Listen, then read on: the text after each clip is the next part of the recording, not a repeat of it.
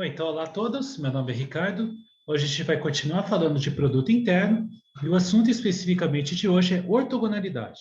Tá? Então, resgatando rapidinho o que a gente discutiu no vídeo passado, nasceu uma noção de ângulo entre vetores, né? Essa noção de ângulo, ela veio de você provar a chamada desigualdade de Cauchy-Schwarz, e a gente viu, né, que para cada par de vetores não nulos em um espaço vetorial com produto interno, existe um único número, né, no intervalo de 0 até π, cujo cosseno desse número vale exatamente essa fração aqui, né, o produto interno de U com V, dividido pelo produto das normas de cada um desses dois vetores. Isso é uma fórmula que você já conhecia lá da geometria analítica em dimensão 2 e 3. Aqui, no caso geral, né, nesse caso mais abstrato, ela nasce como uma definição, né? O ângulo entre dois vetores é o número θ, tal que o cosseno desse cara satisfaz essa relação aí. Tá? Então, é inspirado lá no que você conhecia em dimensão 2 e 3, lá no R2 e no R3. Bom, e já da definição, então, algumas coisas aqui saem como consequência imediata, que é o seguinte: imagina que o θ, né, que é esse ângulo aqui, ele é 90 graus, ou seja, ele é o π sobre 2. Cosseno de π sobre 2 é zero, né? Então, se por acaso o ângulo for π sobre 2, isso significa que essa fração é igual a zero, e, portanto, quando uma fração é zero, o numerador tem que ser zero. Então, se o ângulo é π sobre 2, então o produto interno de U com V necessariamente tem que ser igual a zero. Reciprocamente, se você tiver dois vetores cujo produto interno entre eles é igual a zero, então qual que é o único número no intervalo de 0 até π cujo cosseno daquele número dá zero? Bom, é o número π sobre 2. Né? Então, isso está dizendo para nós que dois vetores formam o ângulo de π sobre 2, ou seja, o ângulo de 90 graus, se e somente se o produto interno entre esses dois vetores é igual a zero. Tá? Que é uma coisa que a gente já conhecia lá da geometria analítica, mas aqui ela também funciona em geral, tá? Por causa da fórmula do cosseno do ângulo. Então, ela justamente está dizendo isso para nós. Então, o produto interno entre dois vetores ser igual a zero caracteriza que o ângulo entre eles é justamente de 90 graus. Nesse caso, a gente diz que esses dois vetores são ortogonais e também dá para representar isso simbolicamente com esse símbolo aqui, né, que é o símbolo chamado perp. Tá? Então, U é ortogonal a V. Bom, alguns exemplos simples, né?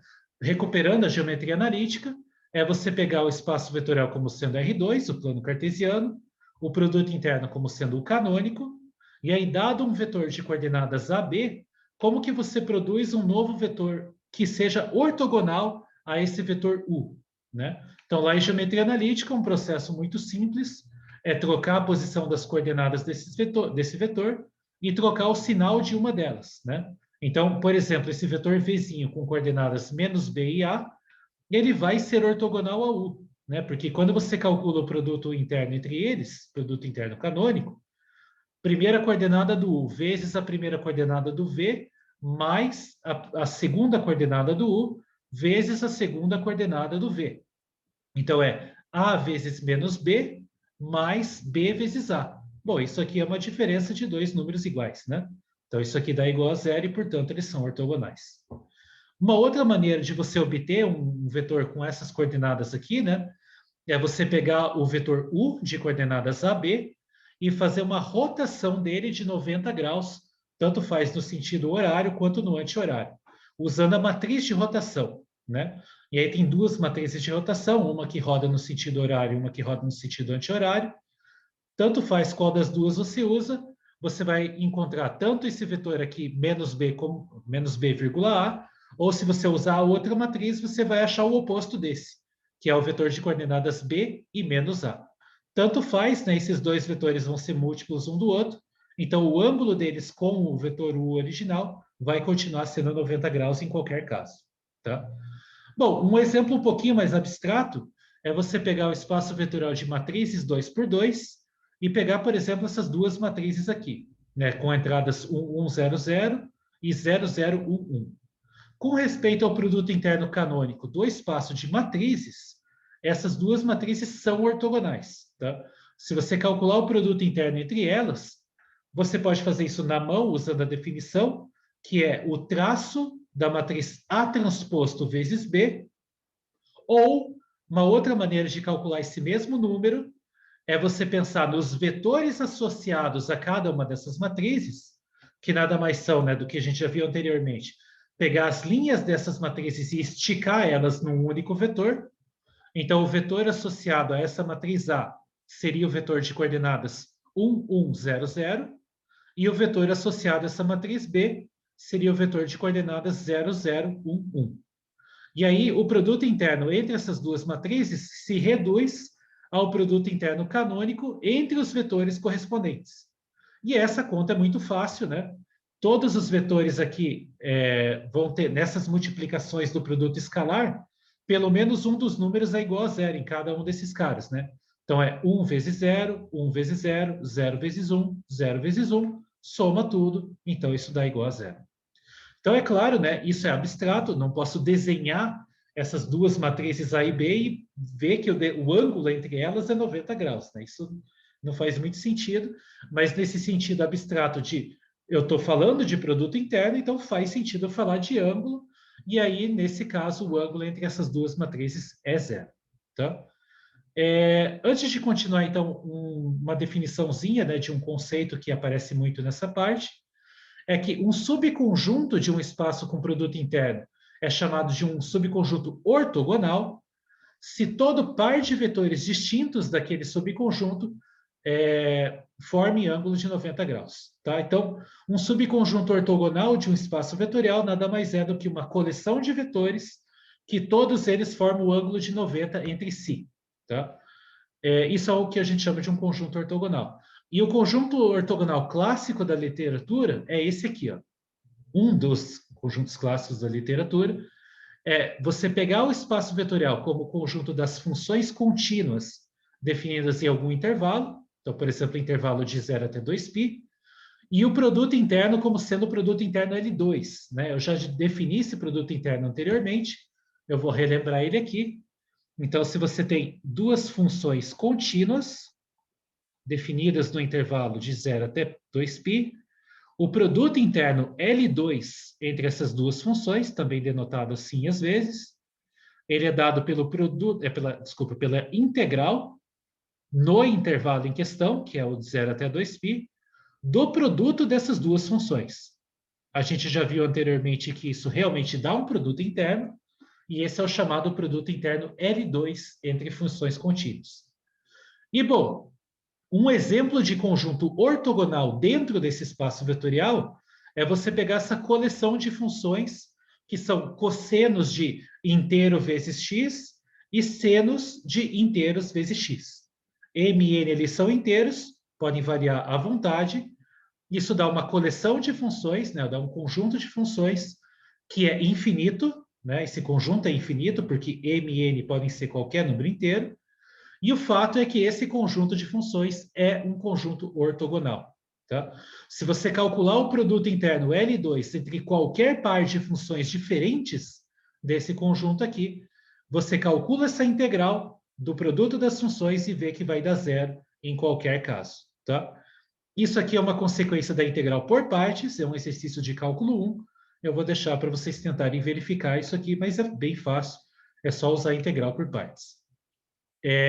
Um detalhe com cuidado que a gente tem que tomar é que aqui eu estou pensando funções com valores reais. O contradomínio das funções é reais. Se eu pensasse um pouco mais abrangente e pensasse funções com contradomínio nos complexos, aí essa não é a definição do produto interno L2, você precisa colocar um conjugado em uma das funções. Aí geralmente a gente coloca na segunda, mas isso não é via de regra. O que importa é que tenha conjugado em uma das duas funções, pelo menos, tá? Aliás, é exatamente uma, não é pelo menos, não pode ter nas duas. É exatamente em uma, tá? Então, isso no caso de funções com valores complexos. Como aqui é real mesmo, esse é o produto interno. Tá? Então, isso dá um conjunto ortogonal e infinito, né? E, bom, aí uma das primeiras proposições que a gente vai fazer hoje é uma propriedade geral sobre conjuntos ortogonais. Se você tem um conjunto de vetores ortogonais, né? e que são não nulos, então esse conjunto automaticamente é linearmente independente. Tá? Então, isso é uma propriedade bem geral que, se você pegou um conjunto de vetores não nulos, onde todos eles formam um ângulo de 90 entre si, esse conjunto automaticamente é linearmente independente. Tá? Em particular, se você pensar num espaço vetorial de dimensão finita, por exemplo, digamos que a dimensão seja n, e você encontrou dentro desse espaço vetorial um conjunto de n vetores não nulos e ortogonais, então esse conjunto de vetores é uma base para o seu espaço vetorial, né? Porque ele já tem a quantidade de vetores correta para a dimensão, e por ser ortogonal, automaticamente ele é linearmente independente, portanto é uma base, né? Bom, então, como que faz a demonstração disso? A demonstração envolve um truque, e esse truque vai ser recorrente, ele vai se repetir várias vezes. Então, essa ideia talvez seja estranha no início, mas ela vai acabar se repetindo várias outras vezes e vai acabar acostumando com o argumento. Qual que é a ideia? Bom, eu vou supor que o vetor, é a definição, né? Provar que esse conjunto é linearmente independente é provar que toda vez que o vetor nulo é combinação linear de vetores desse conjunto, necessariamente todos os escalares têm que ser nulos, né? Então, a gente vai pegar uma coleção de vetores desse conjunto e vai supor que tem uma combinação linear deles que dá o vetor nulo e tentar concluir de alguma forma que todos os escalares são nulos. Né? Então, sejam, a gente começa assim, sejam V1, V2 até VK vetores nesse subconjunto B e escalares C1, C2 até CK, tais que o vetor nulo se escreve como combinação linear desses vetores aí. Aqui eu vou fazer uma conclusão por vez, tá? Então, em cada etapa do que eu vou fazer, eu vou concluir que um desses escalares é igual a zero. Mas o raciocínio vai ser exatamente o mesmo para todos os outros escalares, então eu vou escrever só um deles. Qual que é o truque? Bom, eu vou usar que esse conjunto é ortogonal. Então, se eu calcular o produto interno entre qualquer par de vetores distintos desse conjunto, eu sei que vai ter que dar zero. Então, qual é o truque? Se eu quero concluir que o escalar C1 é igual a zero, eu vou calcular o produto interno dos dois lados nessa equação pelo mesmo vetor e que seja pelo vetor V1. Tá? Quando eu fazer o produto interno dos dois lados para manter a operação, né, para manter a igualdade, eu tenho que fazer a mesma operação dos dois lados. Então, se eu fizer o produto interno dos dois lados com o vetor V1, usando as propriedades de produto interno, vai aparecer produto interno de V1 com V2, de V1 com V3, de V1 com V4, até o último que vai ser de V1 com VK. Todos esses caras vão ser iguais a zero, pela hipótese do conjunto ser ortogonal, e aí vai sobrar um único termo que vai envolver o C1 e vai envolver o produto interno do V1 com o próprio V1. E aí vai sair a conclusão do que o C1 é igual a zero. Então, essa é a ideia. Tá? Então, tomando o produto interno dos dois lados, produto interno com o vetor V1, né? Com V1 em ambos os membros da igualdade. Isso não altera o valor da igualdade. Então, em ambos os membros, o que vai acontecer? Eu vou calcular o produto interno do lado esquerdo com esse vetor V1. E como eu vou fazer a mesma operação dos dois lados, isso tem que ser igual a calcular o produto interno do vetor nulo com o vetor V1. Só que, claro, o produto interno do vetor nulo com qualquer vetor é igual a zero. Então, isso aqui é igual a zero. Agora, usando que o produto interno é distributivo, né? Ou seja, que ele é linear, né? Eu posso calcular esse produto interno do lado esquerdo fazendo as distributivas, né? E em cada etapa eu posso ir tirando os escalares para fora também. Então, o lado esquerdo, o que ele vai virar? Ele vai virar C1 vezes produto interno de V1 com V1, mais C2, produto interno de V2 com V1, e assim por diante, até CK vezes o produto interno do vetor VK com o vetor V1, e o lado direito eu já sei que é igual a zero. Né? Então, agora eu uso a hipótese da ortogonalidade. Produto interno de V2 com V1 eu sei que é zero, O do V3 com V1 eu sei que é zero, e assim por diante. Do VK com V1, eu sei que vai ser igual a zero também. Então, todo mundo aqui vai sumir, vai sobrar simplesmente C1 vezes produto interno de V1 com V1 igual a zero. E agora eu uso a hipótese de que os vetores são não nulos e a condição de produto interno, que é a positividade, né? Então, o produto interno de um vetor com ele mesmo necessariamente é diferente de zero, porque esse vetor eu estou supondo que é não nulo. Isso é a condição da positividade do produto interno. Então, aqui eu tenho o produto de dois números que está dando zero, mas eu sei garantidamente que esse da direita não é zero. Então, isso implica que quem tem que ser zero é o C1. Então, eu já concluí que um desses escalares é igual a zero. O raciocínio é inteiramente análogo para todos os outros, né? Então, para concluir que o C2 é igual a zero, eu tomo o produto interno dos dois lados, só que agora com o vetor V2, né? E vou concluir uma coisa inteiramente análoga. E eu vou fazendo isso e excluindo todos os escalares e concluindo que todos eles são iguais a zero. Então, eu não vou escrever isso, mas o raciocínio é análogo para qualquer outro, né? Análogo para C2, C3, etc., até CK. Você pode escrever todos de uma vez, né, fazendo o produto interno com o vetor VJ genérico dos dois lados, dá na mesma. Tá? Então, só quis explicitar a ideia fazendo para o primeiro vetor primeiro. Beleza, então, conjuntos ortogonais com vetores, só com vetores não nulos, né, é importante enfatizar isso, automaticamente são LI. Tá? Bom, acontece que você pode até melhorar um pouco mais conjuntos ortogonais, se você tiver, e transformar eles em conjuntos ortonormais, né? Então, o que é um conjunto ortonormal? É um conjunto que, além de todos os vetores formarem ângulo de 90 entre si, todos eles vão ter norma igual a 1. Tá? Então, isso é o que a gente chama de um conjunto ortonormal. O exemplo mais simples, mais trivial de conjunto ortonormal é a base canônica do Rn com respeito ao produto interno canônico. Né? Esses vetores, né, E1, E2 até En, eles formam o ângulo de 90, né? O produto interno entre eles é tudo igual a zero, e além disso, a norma deles, todos eles têm norma igual a 1, né? Porque a norma deles é raiz quadrada da soma das coordenadas ao quadrado, só que uma das coordenadas é igual a 1 e todas as outras são iguais a zero. Então, é 1 ao quadrado mais zero, raiz quadrada de 1 é igual a 1. Né? Então, todo mundo aqui tem norma igual a 1 e são ortogonais. Então, isso aqui é um exemplo de um conjunto ortonormal em Rn, e mais do que isso, ele é uma base, né? Então, isso é uma base ortonormal de Rn.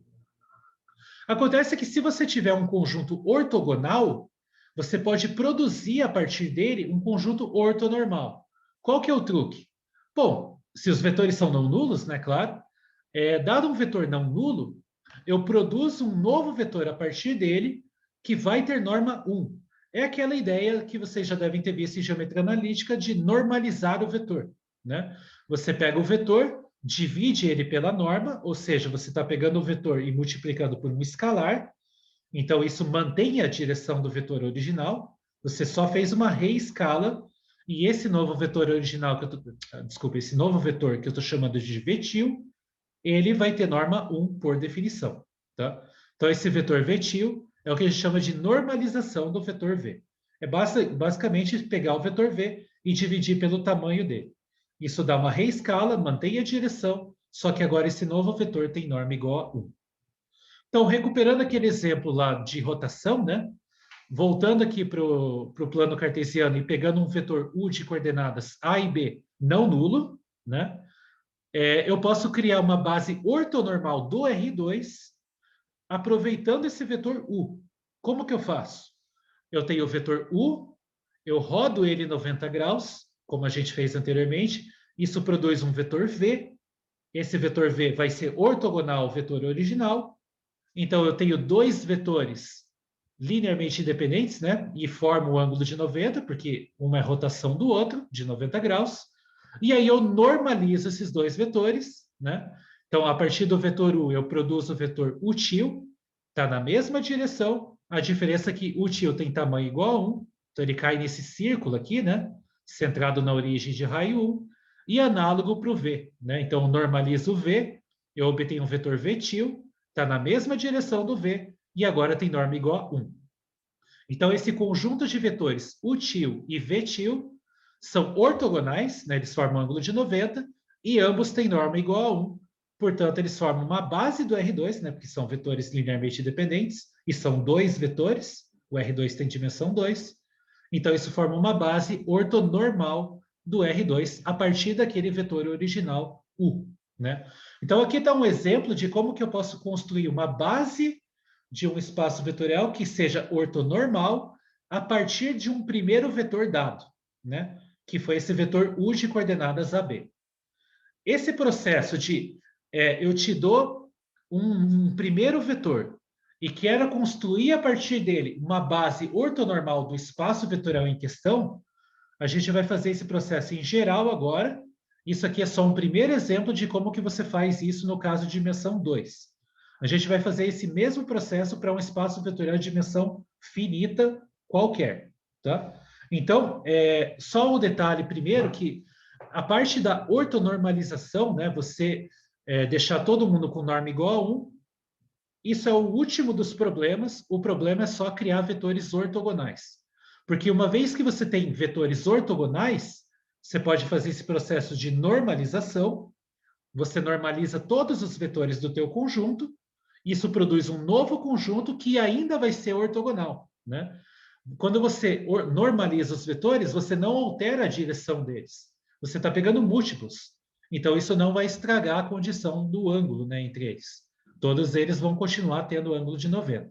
Então, se você tem um conjunto ortogonal de vetores não nulos, você produz um conjunto ortonormal a partir dele, depois que você normaliza todos os vetores desse conjunto. Tá, então vamos começar com essa questão que eu falei de produzir bases ortonormais, né? Então, a partir do normal a gente vai esquecer, eu vou pensar só no ortogonal. Então, vamos pensar no caso geral de dimensão 2. Agora, não precisa ser o R2. Pode ser um espaço vetorial de dimensão 2 com produto interno, tá? Então, suponha que você tenha a seguinte situação agora. Você está num espaço vetorial e você pegou dois vetores linearmente independentes, U e V. Tá? Então, aqui está um desenho, né? Eu vou pensar como se fosse o plano cartesiano, mas o raciocínio que eu vou fazer que funciona em geral, o desenho vai ser só um guia para como eu vou fazer as coisas em geral. Então, imagina que você pegou dois vetores U e V, linearmente independentes, e aí você chamou de S o espaço gerado por esses dois vetores. Como esses dois vetores são LIs, você pegar um espaço gerado por dois vetores LIs, isso te dá um plano, né? Vai ser um plano dentro daquele espaço vetorial. Nesse desenho aqui, o plano é o próprio plano do desenho, né? É o plano cartesiano do desenho. Aí a questão é assim, bom, esses dois vetores que eu peguei, digamos que eu não sei o ângulo entre eles. Digamos que eles nem sejam ortogonais, tá? A pergunta é, será que eu posso trocar o vetor V por um outro vetor que tal que, né, o vetor original U e esse novo vetor, que eu vou chamar de W, sejam ortogonais? E além disso, que esse novo par de vetores, U e W, né, além de ortogonais, eles geram o mesmo plano? Né? Então, entendem a pergunta? Então, eu já tinha um plano que era gerado por U e V, não sei nada sobre o ângulo deles. A questão é que, a partir desses dois vetores, eu quero criar um novo vetor, tal que se eu pegar aquele U original e esse novo vetor, eu tenho um conjunto que é ortogonal, ou seja, o vetor U original e o vetor W novo formam o ângulo de 90, e além disso, esses vetores U e W ainda formam um conjunto de geradores para o mesmo plano. Tá? Então, essa é a pergunta. E a resposta para essa pergunta mora nesse desenho. Tá? Então, esse desenho ele te diz exatamente o que você precisa fazer. Então, estão aqui os dois vetores, o vetor U e o vetor V. Aqui no desenho eu já coloquei esses dois vetores não formando o ângulo de 90, justo para o desenho dizer para nós o que a gente tem que fazer. Então, qual que é a ideia do desenho? Você faz a sombra do vetor V em cima da reta que está na direção do vetor U, né? Então, essa sombra, só que a sombra formando ângulo de 90. Tá? Então, isso é o que a gente chama de projeção ortogonal. Então, a sombra do vetor V ortogonal em cima da direção do vetor U, dá esse vetor vermelho, que está aqui, né? Que ele começa na origem e termina justamente nessa ponta, né? Onde termina a sombra. Esse vetor vermelho, eu estou chamando ele por um momento, estou chamando ele de vetor Z. Como esse vetor Z ele está na mesma direção do vetor U, então esse vetor Z tem que ser um múltiplo do vetor U. Então ele tem que ser um escalar vezes o vetor U. Qual que vai ser o nosso vetor W desejado? Bom, o vetor W, naturalmente, vai ser esse vetor em azul aqui, né? Porque, por definição de projeção ortogonal, esse segmento de reta azul, ele forma um ângulo de 90 com essa reta na direção do vetor U, né? Então, eu pego o vetor W, que parte desse ponto de baixo e chega lá em cima, né? Esse vai ser o nosso vetor W que eu estou interessado. Se eu pegar esse par de vetores U e W, eles vão formar um ângulo de 90, e pelo desenho, né, pelo próprio desenho, você vê que o vetor W está no mesmo plano, né? Ele não sai desse plano gerado pelo U e V, porque ele é uma sombra do V na direção do U, ele não saiu do plano, ele continua lá, né? Então, esses dois vetores vão ser ortogonais, estão no mesmo plano, portanto, eles geram o mesmo plano, né? Então, tudo que eu preciso fazer agora é dar uma fórmula para esse vetor W, né? Então, eu vou achar uma expressão desse vetor W em função dos vetores U e vetor V original, tá? Então, qual que vai ser a fórmula para esse cara? Então, tudo que eu tenho que lembrar para achar uma fórmula para ele é o desenho. O desenho me diz assim, ó, qual é? Bom, a pergunta é essa, né? Quem que é esse número lambda e quem que é esse vetor W? E o que que eu quero sobre esses vetores? Pelo próprio desenho, você vê que se eu somar o vetor vermelho com o vetor azul, isso tem que dar o V. Ou seja, o vetor Z mais o vetor W tem que ser o V. E, além disso, eu quero que o vetor W seja ortogonal ao vetor U. Como que eu escrevo isso em formato de equação?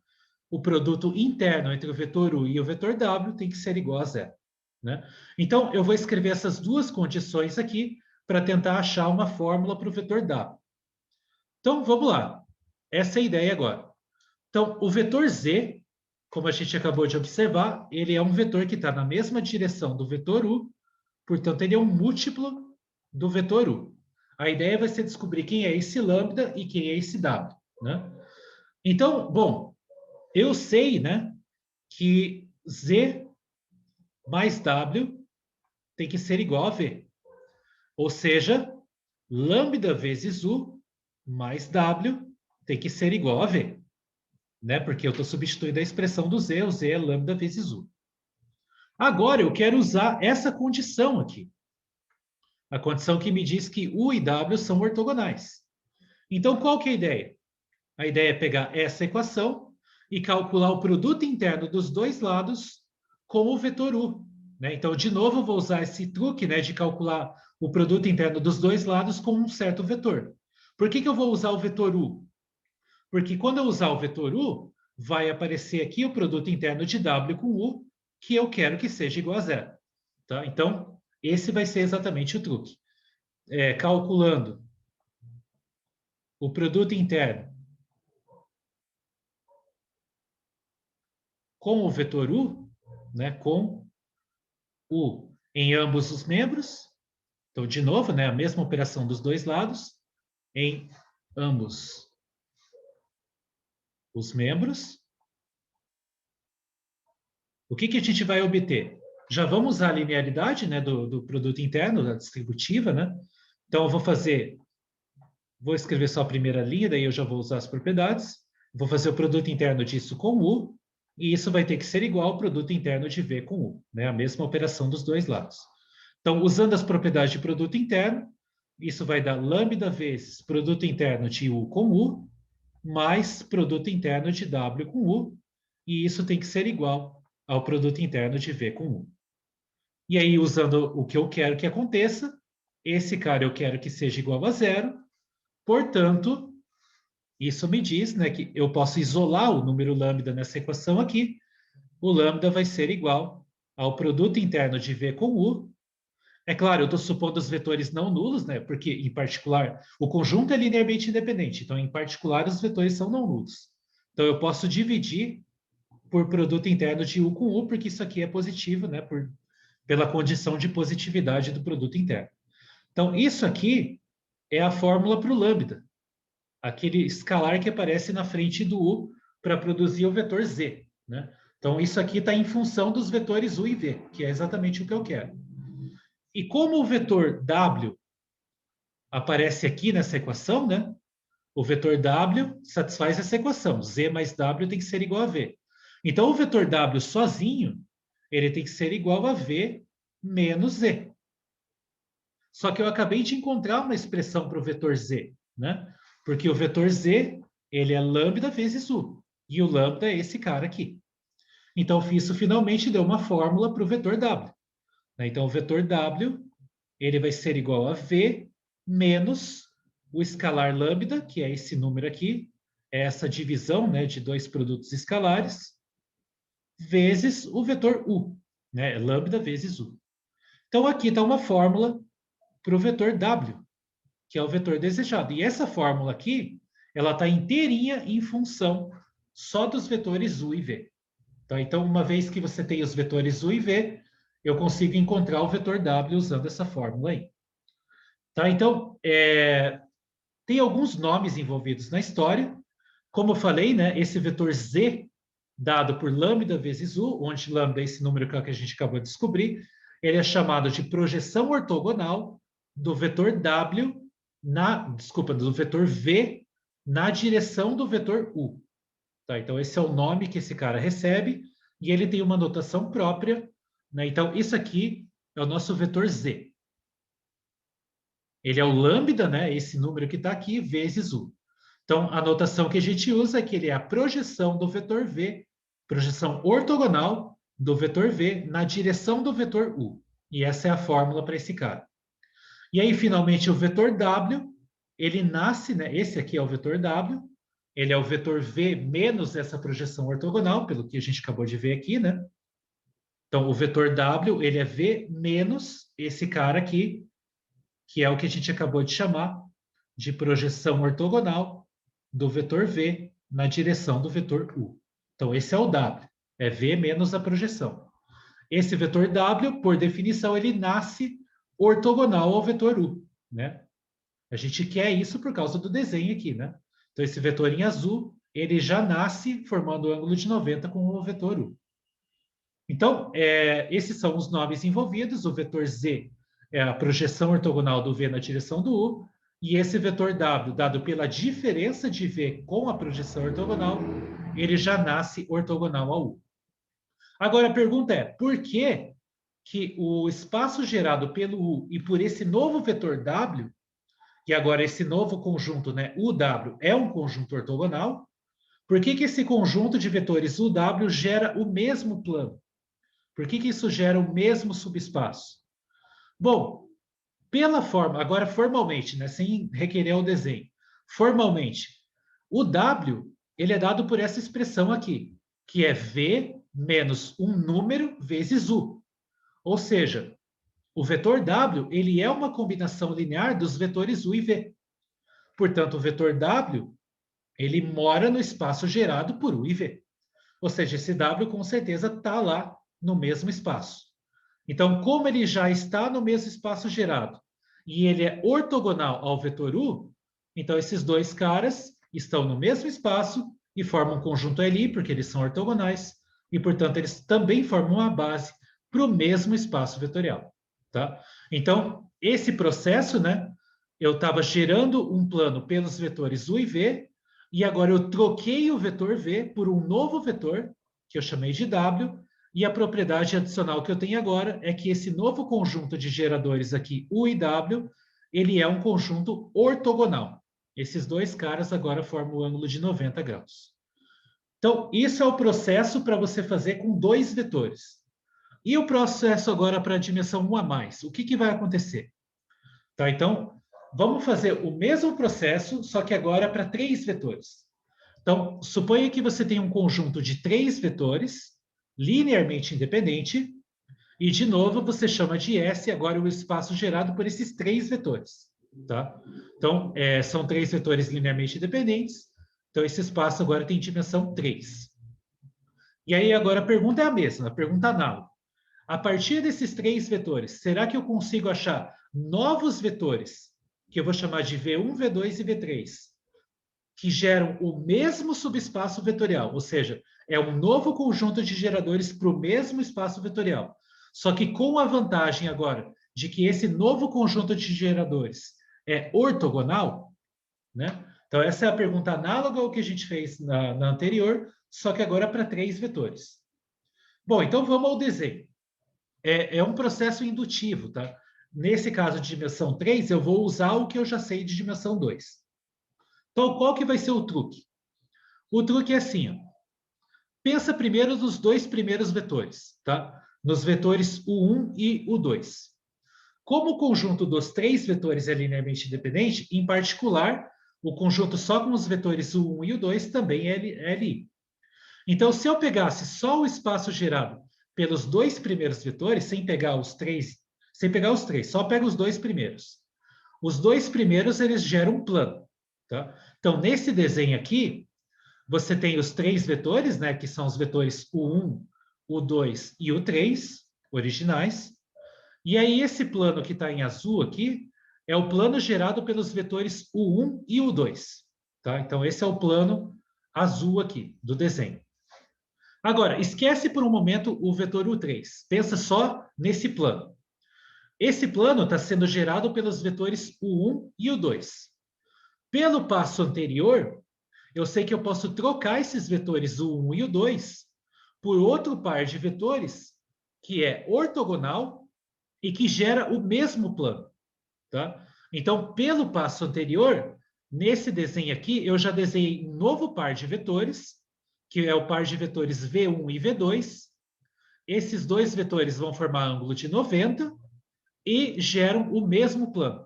E aí, como no caso anterior, você percebe que esse novo par de vetores, na verdade, o primeiro vetor é só repetir o mesmo primeiro vetor original, né? Então, aqui é U e U.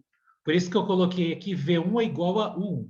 Tá? Então, o primeiro vetor você mantém, você simplesmente troca o segundo vetor.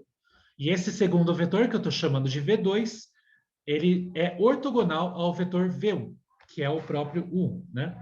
Então, isso é um conjunto de geradores desse plano azul e é ortogonal, é um conjunto ortogonal. Beleza. Então, parte do problema está resolvida porque eu já achei os vetores V1 e V2. Eles são ortogonais e geram o mesmo plano azul que já estava aqui. Agora eu preciso ir um passo adiante agora. Eu preciso achar um terceiro vetor V3, tal que, se eu juntar esses três vetores, eu vou gerar o mesmo espaço que o 1, o 2 e o 3 já gerava, com a vantagem de que eles são todos ortogonais, né?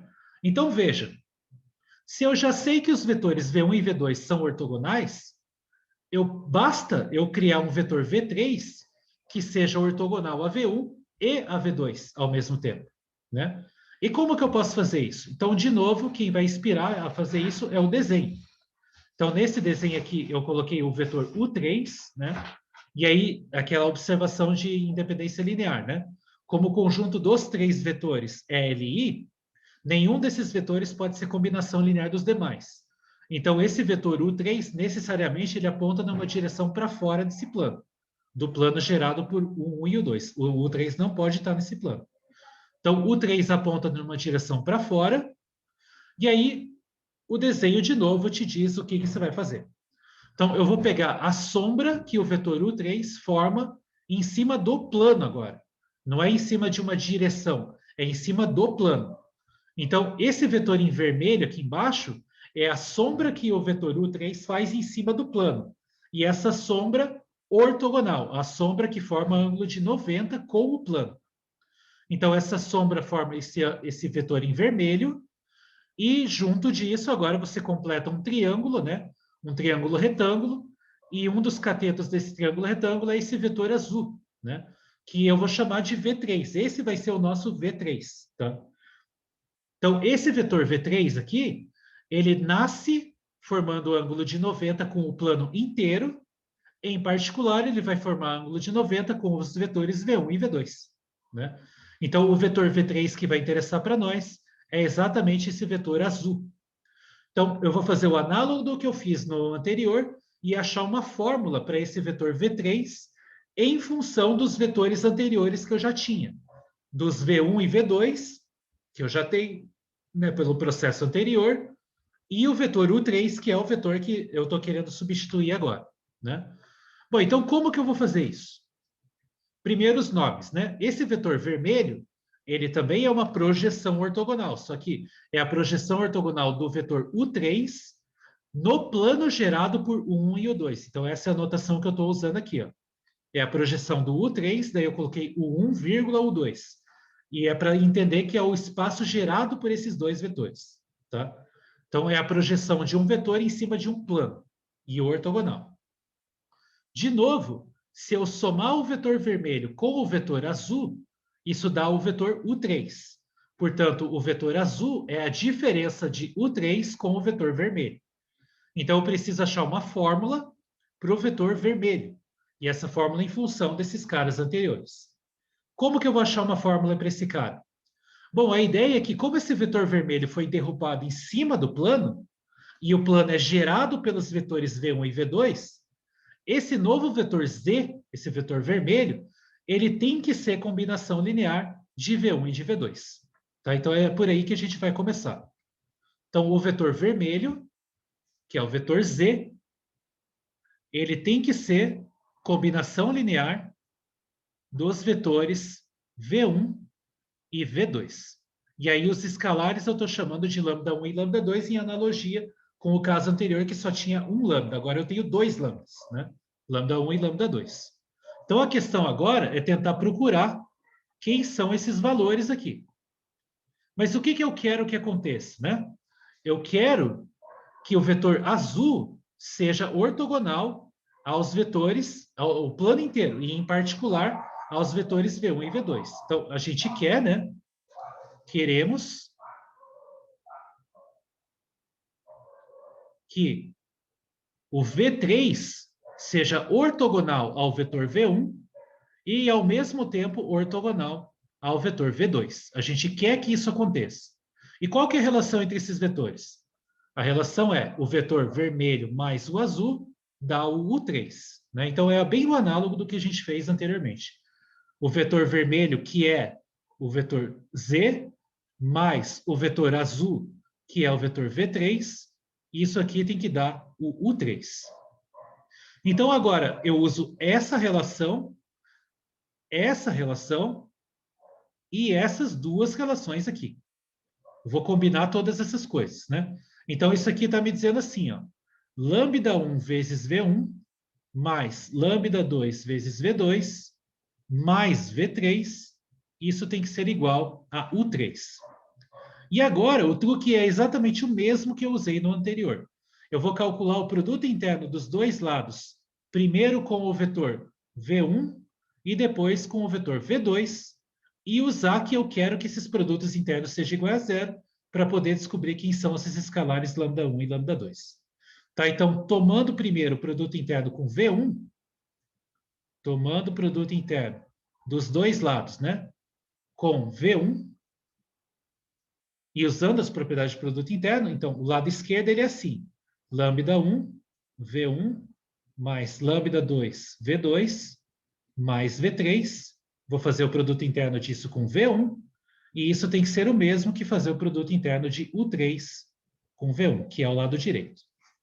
Usa as propriedades de produto interno agora, então isso aqui vai ser igual a lambda 1 vezes o produto interno de V1 com V1, mais lambda 2, já estou tirando os escalares para fora, produto interno de V2 com V1, mais o produto interno de V3 com V1.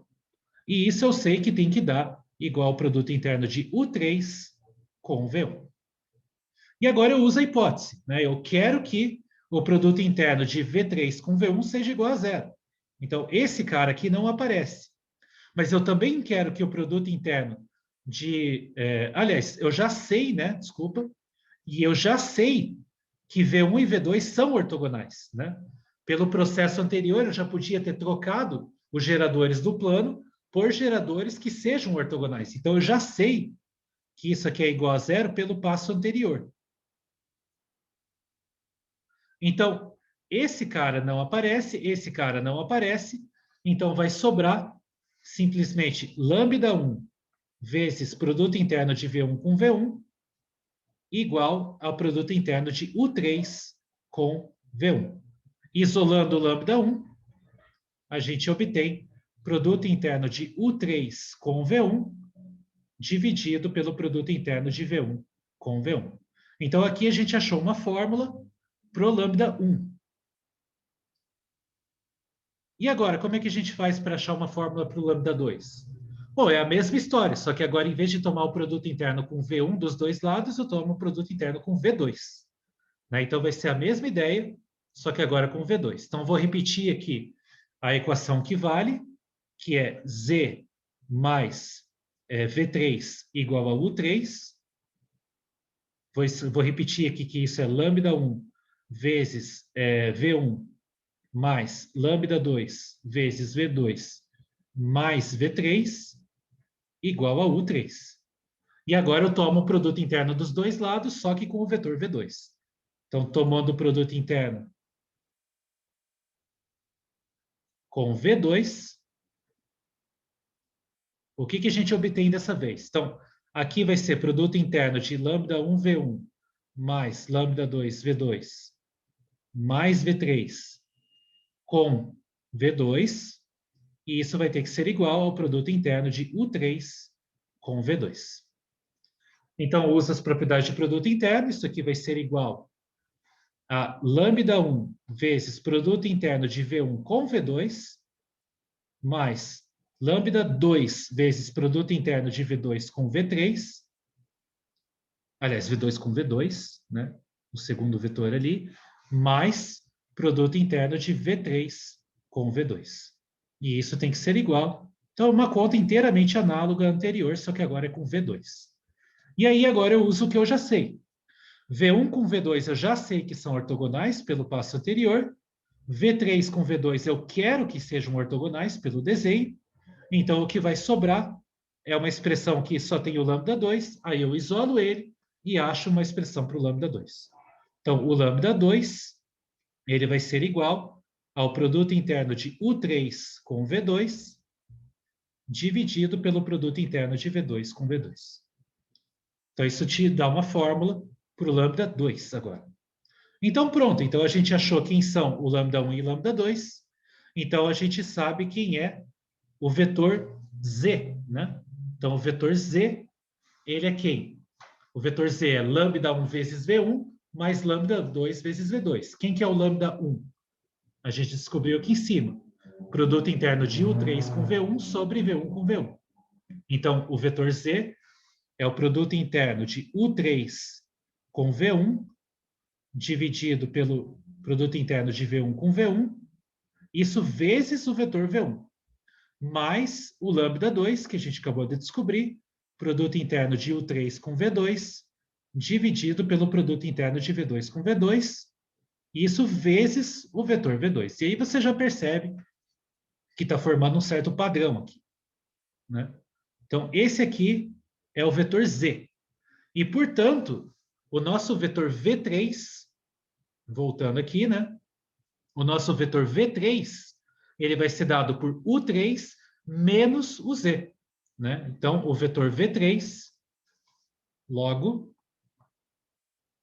o vetor V3, ele vai ser dado por U3 menos esse vetor Z, que é o que eu chamei, né, de projeção ortogonal do vetor U3 no plano gerado por U1 e U2, ou V1 e V2, tanto faz, né?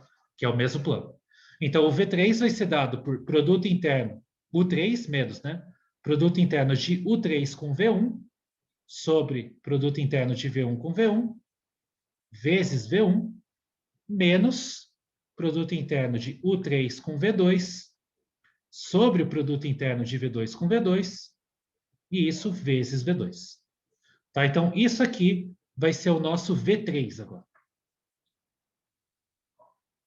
E claro, né, por definição, esse nosso V3, ele nasce ortogonal aos vetores V1 e V2, né? A gente criou o desenho já de forma que isso aconteça. O V3 vai ser ortogonal ao plano inteiro Em particular, ele vai ser ortogonal aos vetores V1 e V2. Agora a pergunta é, tá, então se eu pegar esses novos vetores, V1, V2 e V3, por que que eles geram o mesmo espaço, né? Então, bom, aí de novo você percebe que o vetor V3, por definição, ele é uma combinação linear de U3, V1 e V2. Por sua vez, o V1 e o V2, eles são combinação linear de U1 e U2, né? Porque a gente cria eles dentro do mesmo plano que o 1 e o 2 já geravam. Então, esse vetor V3, ele é a combinação linear de U1, U2 e U3. Então, os vetores V1, V2 e V3, eles estão dentro do mesmo espaço gerado que o 1, o 2 e o 3 já geravam. Qual é a vantagem agora? Né? É que esses três vetores V1, V2 e V3 são ortogonais. Né? E, portanto, eles geram o mesmo espaço e formam uma base ortogonal agora do mesmo espaço. Tá? Então, eles estão no mesmo espaço porque o V3, por definição, é combinação linear de 1, o 2 e o 3. Né? E, além disso, agora você ganhou que esses três vetores são ortogonais. Então, esse é o processo, né, para você fazer com três vetores. E aí você pode fazer esse processo em geral. Tá? Esse processo geral é o chamado processo de ortogonalização de Gram-Schmidt. Tá? Então, aqui eu só vou enunciar ele, mas a demonstração, no fundo, a gente já fez. É só continuar esse processo indutivo que eu acabei de fazer aqui. Então, V é um espaço com produto interno. Digamos que você pegou um conjunto linearmente independente de K vetores dentro desse espaço vetorial e chama de S agora o espaço gerado por esses K vetores. Análogo ao que a gente fez, só que agora com K vetores. E aí a afirmação do processo é, então eu posso trocar esses vetores U1 até o K por novos vetores V1 até VK. Esses novos vetores vão gerar o mesmo espaço vetorial, né? Então eles geram o mesmo subespaço, V1 até VK, né? Então eles geram o mesmo S, e além disso, esse conjunto vai ser ortogonal. Então eu posso trocar esses geradores antigos, os primeiros geradores que eu tinha, por novos geradores do mesmo subespaço, só que agora eles são ortogonais. Como que você define a lista de vetores? Né? Quem que são os vetores V1, V2, V3, etc. até VK? Então, o primeiro vetor segue aquela mesma ideia lá do início. O primeiro vetor é o próprio vetor original que você já tinha. Você não precisa fazer nada com ele. Então, o primeiro vetor é simplesmente igual ao mesmo vetor U1, e o do vetor V2 em diante, você tem aquelas diferenças, né? Então, voltando aqui, por exemplo, o vetor W, né? Esse vetor W, que era do caso de dimensão 2 ainda, o vetor W era o vetor V menos a projeção ortogonal dele. Então, era o vetor que estava aqui em cima, que agora, no nosso caso geral, estou chamando de U2. Então, eu faço U2 menos a projeção ortogonal do U2 na direção do V1, que é o primeiro vetor. Isso dá exatamente essa fórmula aqui. Essa fórmula é U2 menos a projeção ortogonal do vetor U2 na direção do vetor V1. Quem que é o vetor V3? Bom, é exatamente esse que eu acabei de escrever aqui. Ó. É o vetor U3 menos essa coisa toda, que corresponde à projeção ortogonal do vetor U3, só que agora em cima do plano gerado pelos vetores V1 e V2. Vai dar exatamente essa expressão aqui. E você vai seguindo o análogo disso para dimensões mais altas, você percebe que tem um padrão e esse padrão acaba se repetindo. Tá? Então, em geral, o vetor VK ele vai ser dado pelo vetor UK menos a projeção ortogonal do vetor UK em cima do subespaço gerado pelos vetores V1 até VK menos 1, um antes. Tá? Assim como é aqui, ó, pensa no V3. Né? Então, o V3 ele é U3 menos a projeção ortogonal do U3 em cima do espaço gerado pelos vetores anteriores, né? Que são os vetores V1 e V2. Então, aqui justamente vai de V1 até VK menos 1, são os vetores anteriores ao vetor VK. Então, essa lista de vetores V1 até VK, você prova por indução que eles geram o mesmo subespaço vetorial. A ideia é análoga da que eu acabei de fazer aqui anteriormente, só para 2 ou para 3 vetores, mas é igualzinho. e ele já nasce ortogonal pelo processo, tá? Então, eu vou deixar como exercício verificar que isso aqui é uma lista de vetores ortogonais. Também dá para verificar com indução. Você pega um vetor, prova que ele é ortogonal aos anteriores a ele, usando indução. E é bem fácil, é a mesma conta que a gente acabou de fazer nos casos anteriores, tá? Esse truque de tomar o produto interno dos dois lados com os vetores anteriores. É exatamente isso, tá? Então, isso aqui vai dar um novo conjunto de geradores, e esse conjunto de geradores vai ser ortogonal. Então, em particular, você pode fazer isso para bases, né? Se você tem um espaço vetorial de dimensão finita e você pegou uma base dele, então você pode trocar essa base por uma nova base criada a partir daquela original, e essa nova base vai ser ortogonal. Todos os vetores vão ser ortogonais. E aí você pega esses vetores ortogonais, normaliza eles, e aí você produz uma base ortonormal para o seu espaço vetorial. Tá? Então, um corolário imediato disso é que todo espaço vetorial com produto interno e de dimensão finita possui uma base ortonormal, né? Porque você pega uma base original qualquer e esse processo modifica essa base, gerando uma nova, e essa nova vai ser ortogonal. E depois você normaliza todos os vetores e aí você obtém uma base ortonormal. Tá? Então, era isso que eu queria falar nesse vídeo, né? Espero que vocês tenham entendido. A gente se vê na próxima e até mais.